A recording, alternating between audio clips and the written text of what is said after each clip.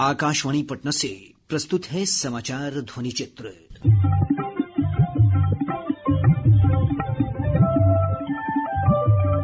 आज के इस अंक में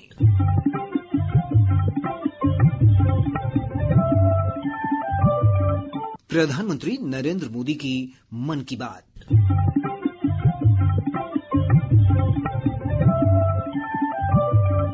होगी एक रिपोर्ट विकसित भारत जी राम जी अधिनियम पर।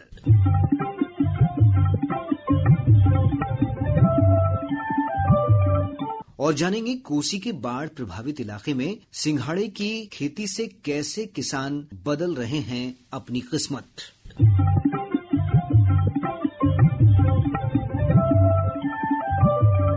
प्रधानमंत्री नरेंद्र मोदी ने कहा है कि वर्ष 2025 ने राष्ट्रीय सुरक्षा, खेल और विज्ञान से लेकर विश्व के सबसे बड़े मंचों तक हर जगह अपनी मजबूत छाप छोड़ी है।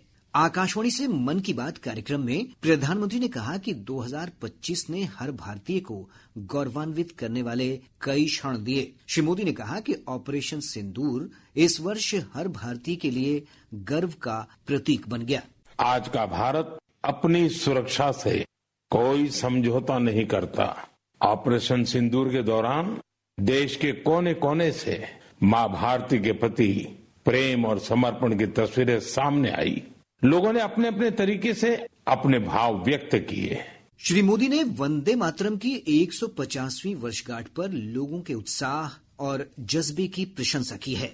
यही जज्बा तब भी देखने को मिला जब वंदे मातरम के 150 वर्ष पूरे हुए। मैंने आपसे आग्रह किया था कि हैशटैग वंदे मातरम 150 के साथ अपने संदेश और सुझाव भेजे। देशवासियों ने इस अभियान में बढ़ चढ़कर हिस्सा लिया। प्रधानमंत्री ने कहा कि खेल के लिए भी वर्ष 2025 स्मरणीय रहा। श्री मोदी ने विश्व चैंपियनशिप में कई पदक जीतने वाले पैरा एथलीटों की भी प्रशंसा की।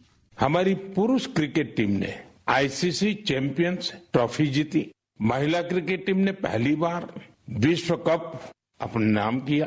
भारत की बेटियों ने women's blind T20 world cup जीतकर इतिहास रच दिया।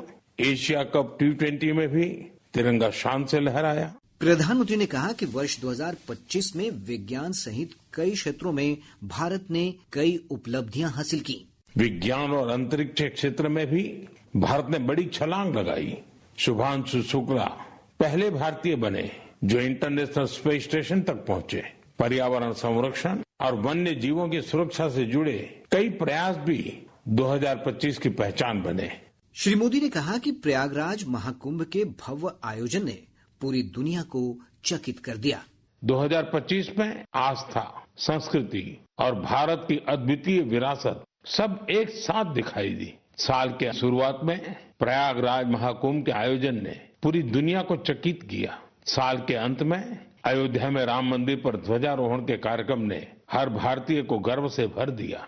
आज हम गर्व से कह सकते हैं 2025 ने भारत को और अधिक आत्मविश्वास दिया है। विकसित भारत रोजगार और आजीविका मिशन गारंटी ग्रामीण विकसित भारत जी राम जी अधिनियम के तहत अधिकांश राज्यों को पिछले 7 वर्षों के औसत आवंटन की तुलना में 17,000 करोड़ रुपए अधिक आवंटित होने की संभावना है।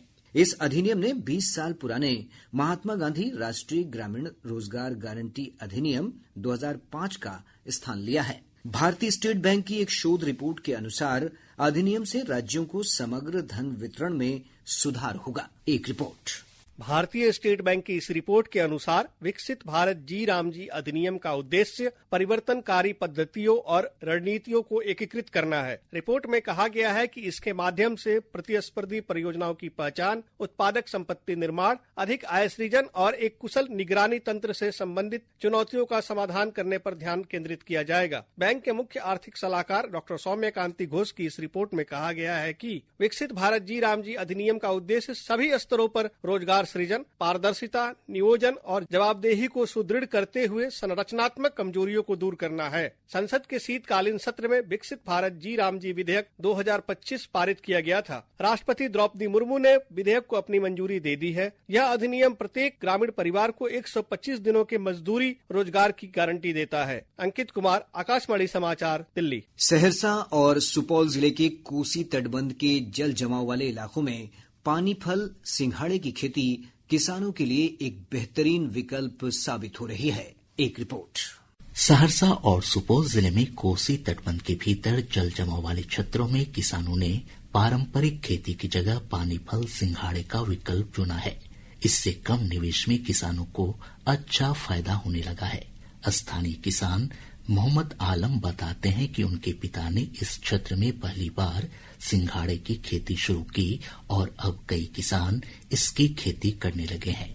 पहले तो मेरा पिताजी से ही बहुत आदमी सीखे, जो काम करने के लिए आता था ना मजदूर, वो खुद ही उस मेरा पिताजी बताते थे ऐसे करो, ऐसे तोड़ कर ऐसे गाड़ो, ऐसे करो। उस खुद समझ गया वो। अब समझने के बाद वो क्या हम ही से मोल ले करके बीज गए अपना रोपे, तो ज्यादा मुनाफा हुआ तो खुद अपना भी खेती करने लगे। सुपौल जिले के वीरपुर से सहरसा के सलखुआ प्रखंड तक विस्तारित पूर्वी कोसी तटबंध ठंड के मौसम में सिंघाड़े की खेती के प्रमुख केंद्र के रूप में उभरा है। स्थानीय किसान अमित कुमार बताते हैं कि उन्हें लागत का 2 गुना तक फायदा मिल रहा है। तो सिंघाड़ा लगा के हम लोग अच्छा मुनाफा कर रहे हैं। इसमें होता क्या है, तो हम लोग का लेबर जो मखाना वाला रहता है, पानी में जो काम करने वाले हैं, तो वो जो है इसमें काम करते हैं। तो इससे होता क्या है, किसान को जो होता है लेबर को भी बहुत बड़ी फायदा होता है। सहरसा के जिला उद्यान पदाधिकारी शैलेंद्र कुमार ने बताया कि सरकार जल जमाव वाले क्षेत्रों में मखाना के बाद पानी फल सिंघाड़े की खेती के लिए किसानों को प्रोत्साहित कर रही है। देखिए, मखाना के कटनी हार्वेस्ट होने के उपरांत यहाँ के किसान को सिंघाड़ा लगा दे रहे हैं और बहुत सा ऐसा लैंड है जिसमें पानी हमेशा बना रहता है। लगभग हजारों एकड़ लैंड है जिसमें किसान उसका यूज करके सिंघाड़ा का प्रोडक्शन बढ़ा सकते हैं।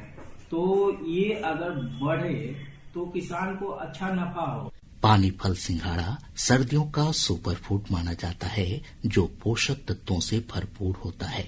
उम्मीद की जा रही है कि सरकार के प्रोत्साहन से यह क्षेत्र मखाना उत्पादन के बाद सिंघाड़ा उत्पादन के क्षेत्र में एक सफल मॉडल बनकर उभरेगा।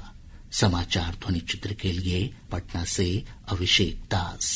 इसके साथ ही आज का समाचार ध्वनि चित्र कार्यक्रम संपन्न होता है। ये कार्यक्रम प्रत्येक बुधवार की रात 7:52 पर आकाशवाणी पटना के प्रादेशिक समाचार एकांश द्वारा प्रस्तुत किया जाता है।